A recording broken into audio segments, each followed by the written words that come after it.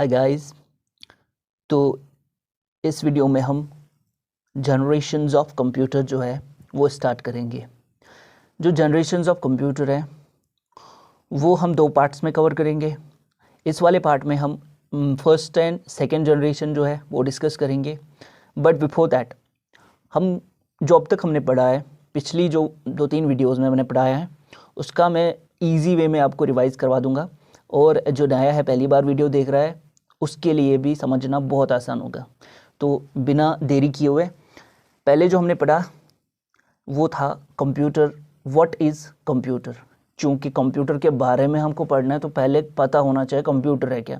तो हमने बोला कंप्यूटर निकला है एक लैटिन वर्ड से कंप्यूटरे, COMPUTERAE, which means to compute और to calculate. So basically computer का मतलब क्या है? टू कैलकुलेट और to compute. But today's computers, जो आज के कंप्यूटर है, बहुत कॉम्प्लेक्स टास्क करके देते हैं हमको।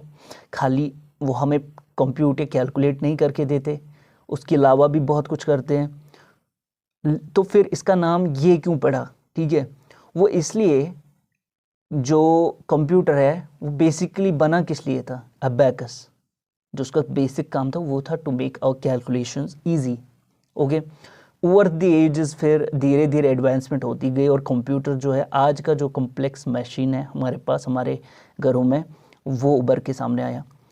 ठीक है, तो बेसिकली अब हम जो आज की मॉडर्न डेफिनेशन है कंप्यूटर की वो हम क्या देते हैं?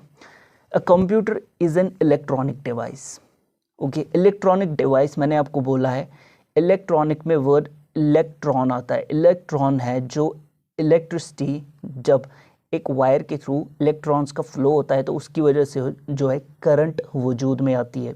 ये जो इलेक्ट्रॉन्स है इन्हीं को यूज़ करके मैनिपुलेट करके जो प्रोसेसिंग में या स्टोरेज में वेरियस टास्क्स में कंप्यूटर इस्तेमाल करता है, इसीलिए इसका नाम इलेक्ट्रॉनिक डिवाइस है। जो आज का कंप्यूटर है ये इलेक्ट्रॉनिक डिवाइस है, ये सिंपल इलेक्ट्रिक मशीन नहीं है। Okay, so it is much more than that. फिर जो ये कंप्यूटर है it is an electronic device जो क्या करता है? Takes input from its user. जो इसका यूज़र होता है ना वो इसको कोई इनपुट देता है, फॉर एग्जांपल 2+2।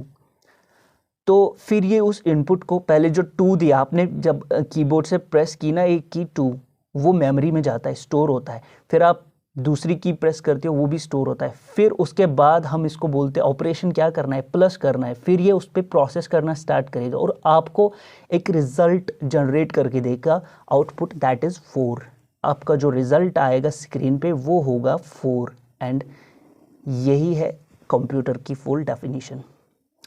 तो फिर जो हमने बोला कि कंप्यूटर जो है ओवर द एजेस इसमें जो है एडवांसमेंट ओके होती गई और आज का कंप्यूटर, तो हम हिस्ट्री में देखते हैं कंप्यूटर की जल्दी से कि कंप्यूटर की शुरुआत हुई कैसे। तो ये बोलने से पहले मैं आपको एक बात बोलता हूँ। जो हम इंसान है ना, जब भी हमें कोई नीड होती है, कोई नेसेसिटी हमें पड़ती है, तो हम उसको ईजी करने के लिए कोई ना कोई तरीका ढूंढते हैं। तो जो हिस्ट्री ऑफ कंप्यूटर्स है वो स्टार्ट होती है अबाउट 5000 ईयर्स एगो, जब ह्यूमंस अनसिविलाइज्ड से सिविलाइज्ड सिविलाइजेशन की तरफ, ठीक है, बढ़ा। तो उसके बाद जो ह्यूमंस है हम अच्छी तरह से सेटल होना स्टार्ट हुए, हमने बिजनेस कारोबार करना स्टार्ट किया। उस टाइम पे इतना बड़ा कारोबार तो नहीं होया करता था, बट होया करता था। कारोबार मीन्स हिसाब किताब करना है। तो इस हिसाब किताब को ईजी, कैलकुलेशंस को ईजी करने के लिए इंसान ने कोई ऐसे तरीके ढूंढने स्टार्ट किए कि जिससे कैलकुलेशंस ईजी हो जाए। तो हमारे पास पहला डिवाइस बन के आया जो था अबैकस।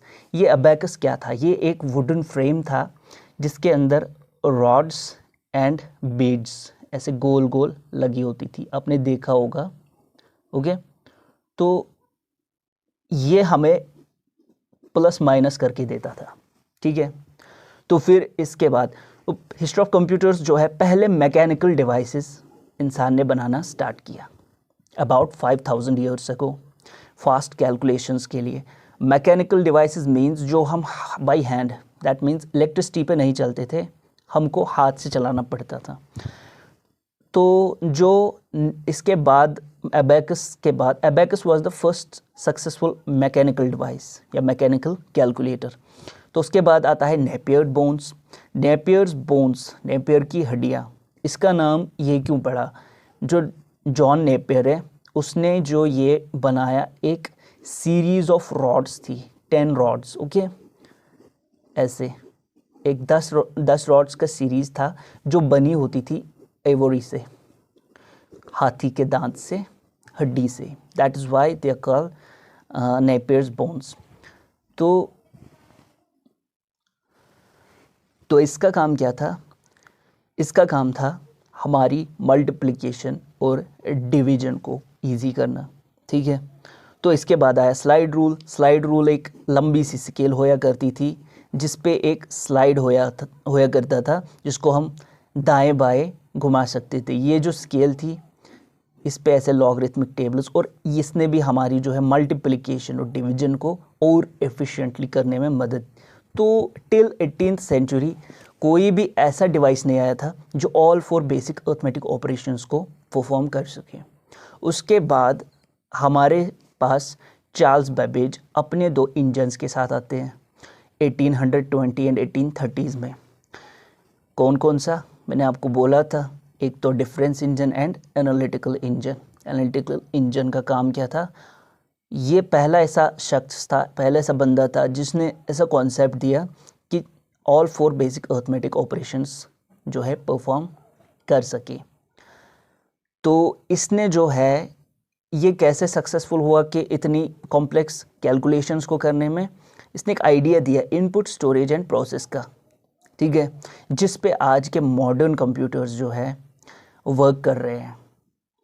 तो ये आइडिया देने वाला कौन था? Charles Babbage. That is why Charles Babbage is called father of computers. But जो इसका एनालिटिकल इंजन या डिफरेंस इंजन था वो पूरे नहीं हो सके because of lack of resources at that time.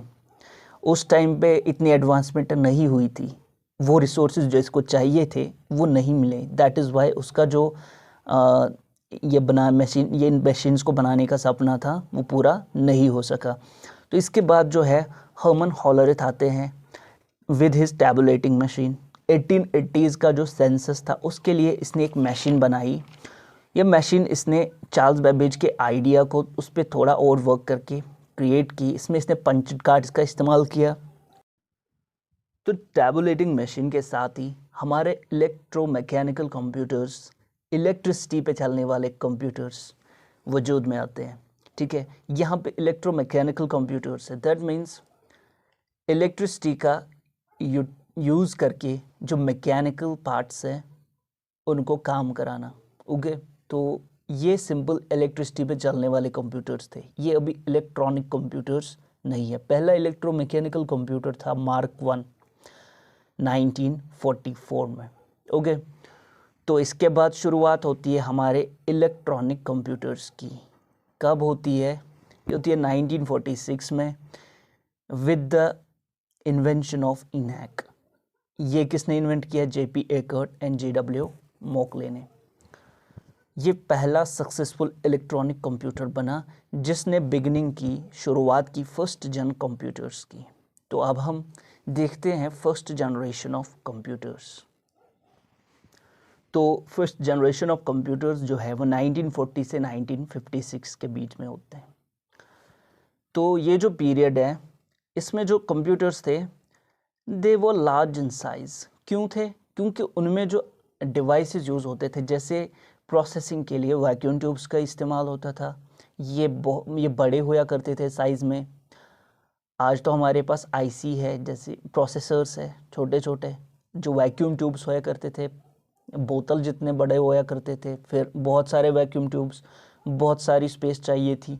Huge magnetic drums for storage के लिए बड़े बड़े मैग्नेटिक ड्रम्स का इस्तेमाल होया करता था। तो इसकी वजह से जो कंप्यूटर्स थे दे वर लार्ज इन साइज़। और जो ऑपरेटिंग सिस्टम इन दोनों यूज़ होता था वो था बैच ऑपरेटिंग सिस्टम। मीन्स हमने ना, जैसे आज एक साथ कंप्यूटर बहुत सारी जॉब्स परफॉर्म करता है, उस टाइम पे ऐसा नहीं होता था। हमने पंचेड कार्ड्स पे, एक पंचेड कार्ड पे कोई एक इंस्ट्रक्शन या कोई एक जॉब दे दिया, फिर जो है हमने एक बंच ऑफ वो पंचेड कार्ड्स एक दूसरे के ऊपर रख के एक के बाद पहले एक पंचेड कार्ड पे जो जॉब था वो होया करता था, फिर उसके बाद दूसरा होगा, फिर उसके बाद तीसरा, ऐसे। तो स्पीड भी बहुत कम थी। तो लैंग्वेज जो उस टाइम पे थी मशीन लेवल, आपको पता ही है कि कंप्यूटर्स की जो बेसिक लैंग्वेज है that is machine level, that means zeros and ones, binary भी जिसको बोलते हैं, बाइनरी मीन्स बिट्स। ओके, तो ये हम आगे डिस्कस करेंगे। ऑपरेटिंग सिस्टम जब हम पढ़ेंगे उसमें हम बैच ऑपरेटिंग सिस्टम या जो भी है डिटेल में पढ़ेंगे। अभी आप फिलहाल इतना याद रखो फर्स्ट जनरेशन में क्या था। तो स्पीड थी 333 माइक्रो सेकेंड्स, 10⁻⁻�6। ये इस जनरेशन की स्पीड थी। ओके, तो इसके बाद हम सेकेंड जनरेशन की बात करते हैं। तो सेकेंड जनरेशन हमारी स्टार्ट होती है 1956 टू 63। इट वाज इन 1947 कि जो बेल लेबोरेटरीज है उनने ट्रांजिस्टर जो है इसका इन्वेंशन किया। ये ट्रांजिस्टर जो है ये एक सेमीकंडक्टर होया करता था, जस्ट लाइक ऐसे आज भी आपने देखा होगा रेडियोज़ में, बहुत सारी डिवाइसेस में, लगभग हर डिवाइस में यूज़ होता है। ठीक है, तो इस ट्रांजिस्टर ने जो है ना, इसने रिप्लेस कर दिया वैक्यूम ट्यूब्स को। ट्रांजिस्टर जो है बहुत छोटा होया करता है साइज़ में, तो उसकी वजह से कंप्यूटर का साइज़ छोटा ही होना था। लेकिन ये अब आप बोलेंगे 47 में अगर इन्वेंट हुआ, 56 से सेकेंड जनरेशन का ही स्टार्ट हुई, 47 में इन्वेंट हुआ, लेकिन कंप्यूटर्स में इसने काम करना कब हमने ये एट वर्क लाया कंप्यूटर्स में 1956 में। दैट इज़ वाई 56 से हमारी सेकेंड जनरेशन स्टार्ट होती है। इसने वैक्यूम ट्यूब्स को रिप्लेस किया। और जो स्टोरेज डिवाइस था हमारे पास, ह्यूज जो मैग्नेटिक ड्रम्स होया करती थी, उनकी जगह पे हमने मैग्नेटिक कोड टेक्नोलॉजी का इजाद किया। ये क्या होया करता था, ऐसे स्क्वायर शेप्ड, ठीक है, डिवाइस जिसके बीच में कोर में एक मैग्नेट का यूज़ होता था। That is Y magnetic code technology. और ये भी साइज़ में बहुत छोटा था, तो इसकी वजह से कंप्यूटर्स का साइज़ अब रिड्यूस होने लगा। और इसके बाद जो स्पीड है वो भी थोड़ी सी बढ़ गई। और ऑपरेटिंग सिस्टम जो इसमें था वो था मल्टीटास्किंग एंड टाइम शेयरिंग। ठीक है, अब हम जो कंप्यूटर है पहले क्या कर पाता था, बैच प्रोसेसिंग में एक जॉब के बाद दूसरा होगा, फिर तीसरा होगा, एक स्टैक ऑफ जॉब्स जो थी वो एक के बाद एक, और फिर एक एक करके जॉब हमारा किया। अब एक साथ मल्टीटास्क होया करते थे। ऑपरेटिंग सिस्टम एक साथ अलग अलग टास्क, एक टास्क को होल्ड पे रख के वो दूसरा टास्क कर पाता था। तो ये हम आगे ऑपरेटिंग सिस्टम में पढ़ेंगे, मल्टीटास्किंग एंड टाइम शेयरिंग ये क्या होता है। फिर इसके बाद लैंग्वेज जो है वो होता है, वो इसमें असेंबली लेवल लैंग्वेज है। तो उसमें क्या होया करता था, जो मशीन लेवल लैंग्वेज थी वो बहुत टफ थी, आम बंदा नहीं समझ पाता क्योंकि ज़ीरोज़ एंड वंस में सारा कोड लिखना था। बट जो असेंबली लेवल लैंग्वेज है ये थोड़ी यूज़र फ्रेंडली थी, जो अगर कोई आम इंसान सीखना चाहता था तो पर इसमें इंग्लिश जो है इसका इस्तेमाल होने लगा। तो मशीन लेवल लैंग्वेज से ये इजी थी। तो इसके बाद जो इस कंप्यूटर की स्पीड है वो 10 माइक्रो सेकेंड्स थी। माइक्रो सेकेंड मीन्स सेकेंड के अगर हम मिलियन पार्ट्स करते हैं, ओके, तो उस मिलियंथ पार्ट्स में, जो मिलियन पार्ट्स में 10 पार्ट्स है, उतना ही टाइम लगता था इसको एक पर्टिकुलर टास्क करने में। तो ओके गाइस, इस वीडियो में इतना ही। नेक्स्ट वीडियो में हम third, fourth and fifth generation को डिस्कस करेंगे। तब तक गुड बाय, टेक केयर। और सब्सक्राइब नहीं किया है तो सब्सक्राइब करके जाना। Okay bye.